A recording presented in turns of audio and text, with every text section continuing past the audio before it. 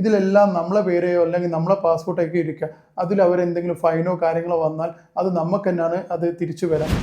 നമ്മളെ ഈ ലൈസൻസ് ലിക്വിഡേഷന് കുറച്ച് ഈസി പ്രോസസ്സ് അല്ലാത്തത് കൊണ്ട് തന്നെ നമ്മൾ എന്താക്കും, നമ്മൾ ഈ ലൈസൻസ് ഒന്നെങ്കിൽ ഒരാളെ പേരിലേക്ക് ട്രാൻസ്ഫർ ചെയ്യുക. അതായിരിക്കും എല്ലാവരും നിങ്ങളെ ഒരു അഡ്വൈസ് ചെയ്യല്. അത് നിങ്ങൾ ഒഴിവാക്കിയിട്ട് എന്ത് ചെയ്യുക, ഒന്നെങ്കിൽ ലിക്വിഡേഷൻ ചെയ്യുക. അല്ലാന്നുണ്ടെങ്കിൽ നിങ്ങൾ അവർക്ക് ട്രാൻസ്ഫർ ചെയ്യുകയാണെന്നുണ്ടെങ്കിൽ അതിൽ വാറ്റ്, കോർപ്പറേറ്റ് ടാക്സ്, എസ്റ്റാബ്ലിഷ്മെന്റ് കാർഡ്, അതുപോലെ തന്നെ എല്ലാ കാര്യങ്ങളും ഈവൻ എക്സ്പോർട്ട് ഇമ്പോർട്ട് കോഡ് വരെ നിങ്ങൾ എന്താക്കുക, അവർക്ക് ട്രാൻസ്ഫർ ചെയ്യുന്ന ആരുടെ പേരിലേക്കാണോ ഇതെല്ലാം അപ്ഡേറ്റ് ചെയ്യുക. ഇതിലെല്ലാത്തിലും ഒരു ഹിഡൻ കിടക്കുന്നുണ്ട്.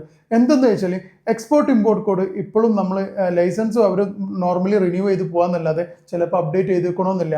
അതുപോലെ തന്നെ കോർപ്പറേറ്റ് ടാക്സ്, വാറ്റ്, ഇതിലെല്ലാം നമ്മളെ പേരെയോ അല്ലെങ്കിൽ നമ്മളെ പാസ്പോർട്ടൊക്കെ ഇരിക്കുക. അതിൽ അവരെന്തെങ്കിലും ഫൈനോ കാര്യങ്ങളോ വന്നാൽ അത് നമുക്ക് തന്നെയാണ് അത് തിരിച്ചു വരാം. അതുകൊണ്ട് പ്രത്യേകം ശ്രദ്ധയ്ക്ക് നമ്മൾ ഒരു കമ്പനി ട്രാൻസ്ഫർ ചെയ്യുക അല്ലെങ്കിൽ ലിക്വിഡേഷൻ ചെയ്യുമ്പോൾ ഇതെല്ലാം ലിക്വിഡേഷൻ ചെയ്യുക, അല്ലാന്നുണ്ടെങ്കിൽ അപ്ഡേറ്റ് ചെയ്യുകയും ചെയ്യാം.